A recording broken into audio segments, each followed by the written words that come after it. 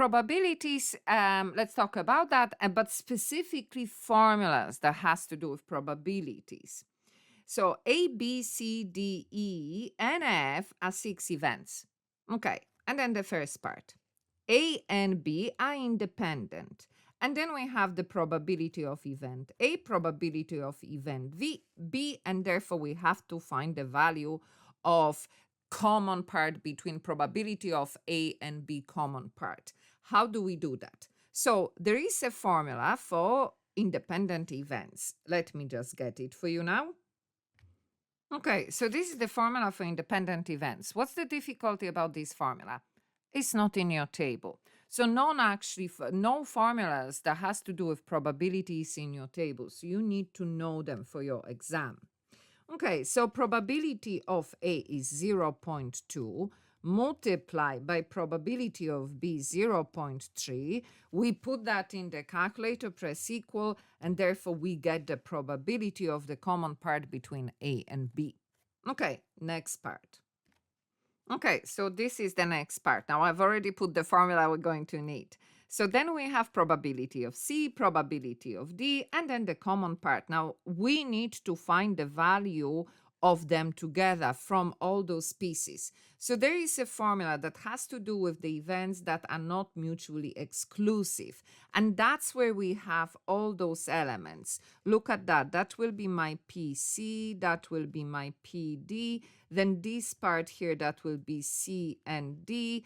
And then here we have C and D. Yeah? So that's what I'm saying, knowing those formulas. And again, the difficulty here is that we don't have those formulas in our table. That's the problem. So we replace all of those with the appropriate numbers. We put it in the calculator and we have 0.82.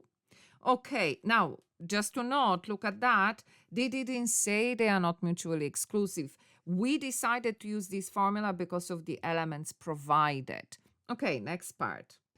Okay, and the last part and our last formula. So here we have probability of E, probability of F. Now we have X here, and then we have the common part probability, and then we have to find these values. So when you have this line, that means that those events are dependent events, meaning that when one happens, the other one happens.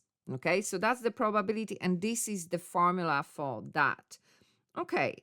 So we need to find the value of X. So let's replace that. So let's just deal with our A and B and all of that. So our B in this case is E and A is F. So that, oh, here I'm missing something. My apologies. That should have this. Then A is F and B is E and A is F. Okay. Let's replace those values. So this value here, that's 1/4 equal. Then here we have a fraction, probability, that is the part, so that's my X. And here we have the probability of F, and probability of F is X plus 0.4.